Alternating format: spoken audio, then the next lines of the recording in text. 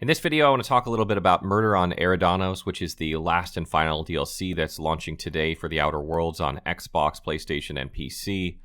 And I just want to go into that, tell you what my thoughts are, give you some information about the DLC so you can make a more informed decision about whether you purchase it or not. So the new DLC takes place on Eridanos, which is the last planet on the map that was locked out before, now is unlocked.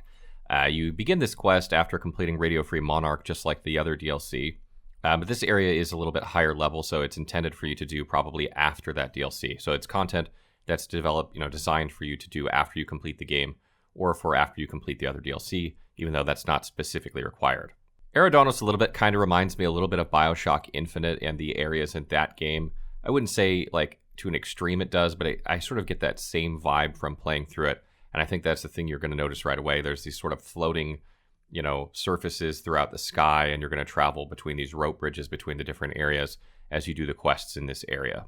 Sort of a rough overview of the plot without getting into spoilers is that there was a murder on Eridanos that you've been called to investigate and solve, and obviously the plot twists and turns its way through that as you try and discover who is the culprit. The gameplay of it is very, very similar to, the base game and the other DLC, and if you generally enjoyed the Outer Worlds, then you should enjoy the DLC as well. There are a few new science weapons as well, and a couple new weapon types. But for the most part, you're fighting very similar enemies. I think there was maybe one new enemy type, and the rest were, all from the base game or from the DLC as well. So it's just kind of more the same, and if you like that, then I think you'll like the DLC. Unlike Peril and Gorgon, however, there's no raising of the skills or increase in perks, so none of that has changed. These remain the same levels, and there's no new perks. So, in terms of whether you're making your decision to buy this DLC or not, you're going to be looking almost exclusively at content and what you're going to be doing with your time. However, I do want to note that they did raise the level cap from 33, which was the new level cap in Peril and Gorgon, to 36. So that is the new level cap for Murder on Eridanos. So if you do want to, have a few more levels, then there is that to take into consideration as well. Talking a bit about the amount of content that there is, it took me about 6 hours to do the main quests and probably, a quarter or a third of the side quests in the DLC.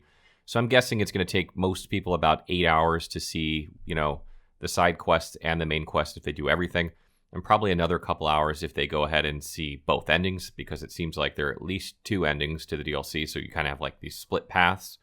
So if you see everything, it's probably around 10 hours tops. I don't think you're going to get too much more out of it. You could if you went around and just explored every nook and cranny, but I would say probably the average for a person is going to be somewhere between 6 to 10 hours. The price of this DLC is $14.99 for PC, Xbox, and PlayStation 4, unless you get the Season Pass, which comes with Peril of Gorgon, and then the whole thing is $24.99.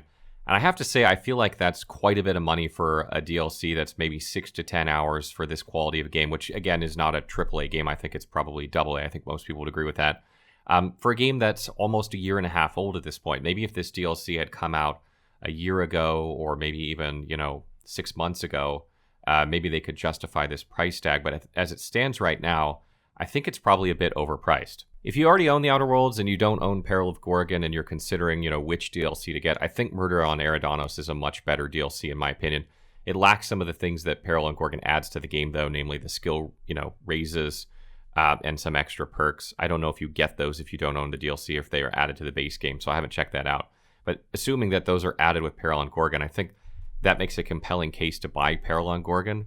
But I feel like the content in Murder on Eridanos is actually better. If it were me, I would wait for Murder on Eridanos to be on sale, maybe around $10 or maybe a little bit cheaper than that, seeing if you can get it on a Steam sale or maybe a PlayStation or Xbox sale. Unless they have it on Game Pass on Xbox, then it's pretty much a no-brainer to pick up. But if you haven't played the Outer Worlds before or you don't own the Outer Worlds, my recommendation would be if this is a game that you're interested in or you're wondering about and you can't justify the price tag, I would say wait for a complete edition, wait for a game edition, like a Game of the Year edition or something where it's got all of the DLCs and all that stuff packaged together in one neat package, hopefully for a much better price than it is right now, because right now, in order to get the Season Pass and the game, it's $85 a year and a half after launch. I think that's way overpriced. I would wait for that to come down somewhere around, $59.99 or maybe $49.99 for all that together before I'd recommend getting it. If you have further questions about the DLC or the Outer Worlds, you can drop by on Twitch and ask me, or you can check out the official Outer Worlds wiki, as we'll have that updated with all the DLC information for you.